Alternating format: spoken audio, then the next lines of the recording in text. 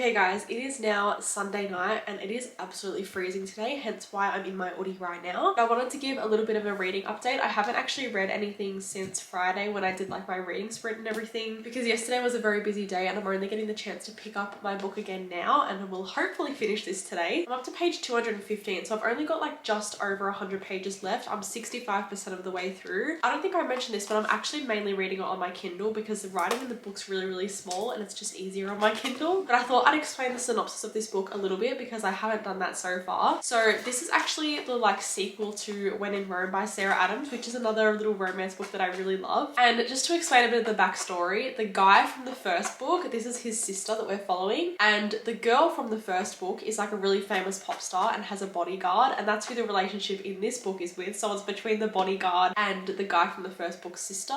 If that makes any sense. This is so confusing. But the girl in this book, Annie, she doesn't really have much experience with anything. She runs a florist, she loves little romance books and has always wanted a romance but has never really experienced it herself. And that's where Will comes along, who is the bodyguard of the girl from the first book, and he is helping her to fix her love life because it's struggling a little bit. That's probably like all I can really say. It's just a cute little small town romance, but I will say I'm not enjoying this book as much as the first one. Like that first one I loved so much. This one's going towards like a 3-star read for me. Like it's not anything amazing, but I'm gonna hopefully finish this now and then I'll check in with you guys tomorrow on my thoughts and everything. And also Harry is going to be working night shift this week, so I feel like me vlogging is like one of the best things I can do for my anxiety because I'm talking to you guys and it makes me feel so much better. So that's starting tomorrow as well, which means I have a feeling hopefully that I'm gonna read a lot this week. Okay guys, it is now Monday night and yes, I am in my hoodie again. It is still cold in Melbourne, but I wanted to give you guys a little reading update before I talk about the next book I'm gonna read. So last night I did end up finishing Practice Makes Perfect by Sarah Adams. I actually only ended up giving this 3 stars, which is still a decent rating. It's just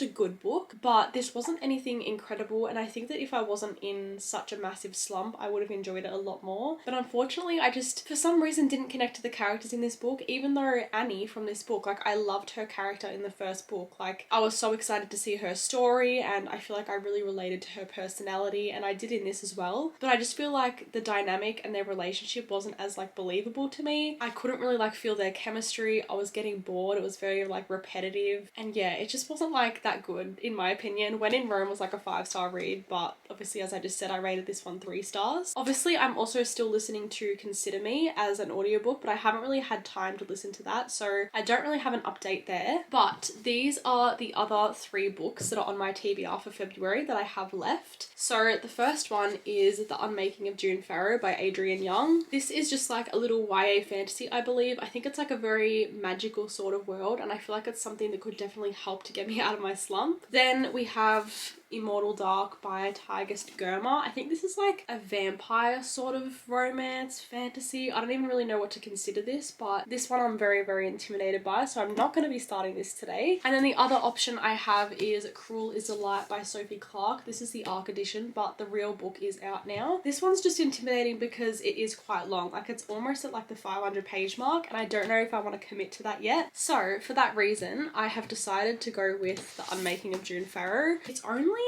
quite short. It's only 320 pages and the writing's like a decent size. I'm gonna probably read it on my Kindle mainly. And yeah, I'm gonna start this today. Hopefully I like it. As I sort of mentioned yesterday, Harry is working night shift this week, so I do have a lot of time on my hands today and I'm gonna try to read for a couple of hours.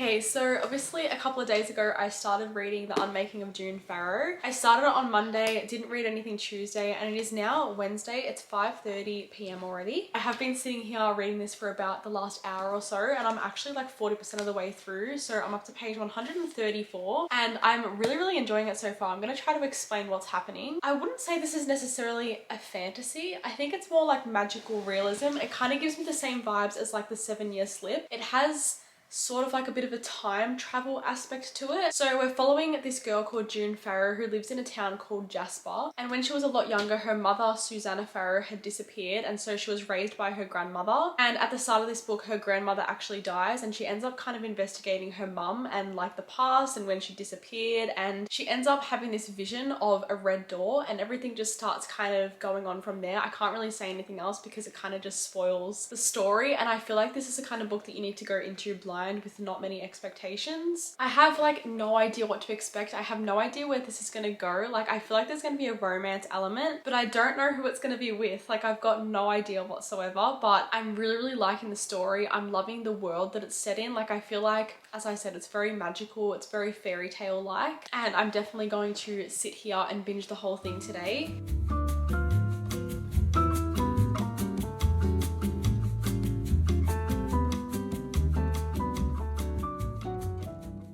Okay, little update. I'm up to page 251, so I've literally got like 20% of the book left or something like that. And this is genuinely one of the most unique plot lines I've ever read. Like, I've never read anything like this before, let's just say that. But that being said, it is so incredibly confusing to understand what is going on, and I feel like it's taking me out of the story a little bit because I literally have to use so much brain power and I still don't really know what's going on 100% of the time. So I'm not loving this as much as I expected to. Like, this was always like a 5-star prediction for me, but unfortunately it's not even getting close to a 5-star. Like, I love the storyline and I love the idea of this. It's got like a very heavy like mystery sort of element to it as well, which I really like. And as I said, it's not really a fantasy, it's more like just a magical world. So yeah, I really like the idea of this. I just don't know, it really depends on the ending how I'm gonna really feel about this book. But I am going to take a little break from reading. I'm about to like make this book nook thing, and then hopefully I can finish this later tonight, but I'll be back to update you guys tomorrow on my final thoughts anyway, before I read the next book for this video, which will probably also be the last book for this video,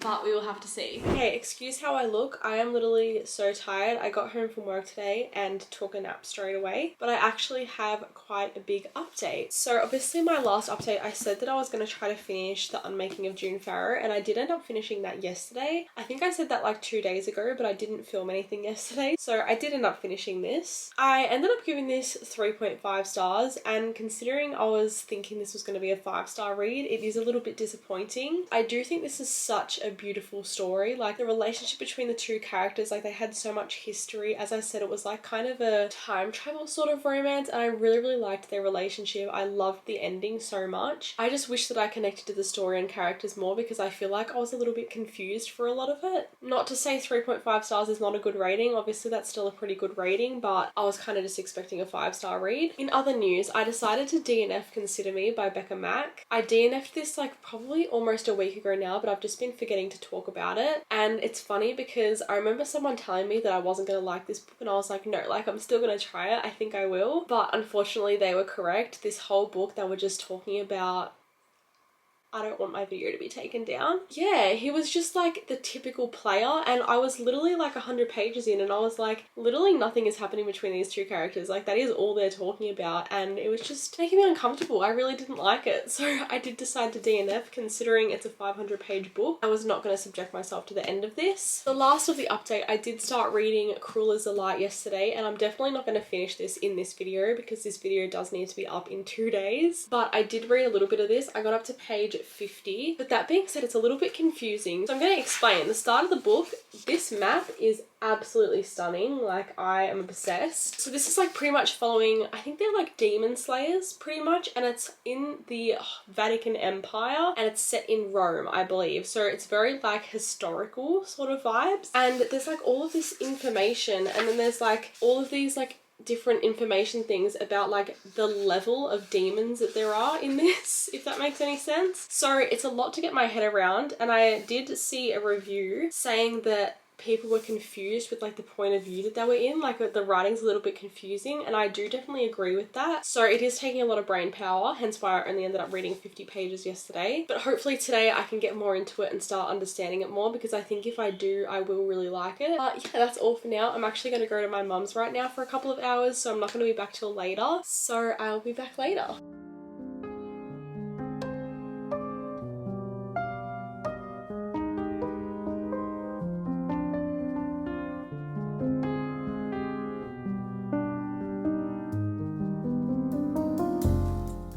Okay, so I have decided to end this video here with me being like sort of midway through this book, only because this vlog does have to be up and I don't really have time to finish it considering it is like 500 pages. But I did make it up to page 91. I will say I feel like still not that much is going on with this book. It's still very much confusing. Like every time I'm reading, I'm like, what did I even just read? So I don't know if this is going to be very highly rated, but I will be reading this into another reading vlog that I'll be starting, so you guys can see my thoughts on that anyway. I did end up reading a couple of books in this video. I'll do like my usual wrap up on the screen, but I did complete 2 books completely, DNF'd a book obviously, and then I'm a little bit through this one, and then there's only one more book on my February TBR that I honestly don't think that I will get to, but I'll try my best. Anyway, with all of that being said, thank you guys so much for watching this video. As usual, if you got to the end, make sure you comment the butterfly emoji. Thank you so much for watching, and I hope to see you in my next one.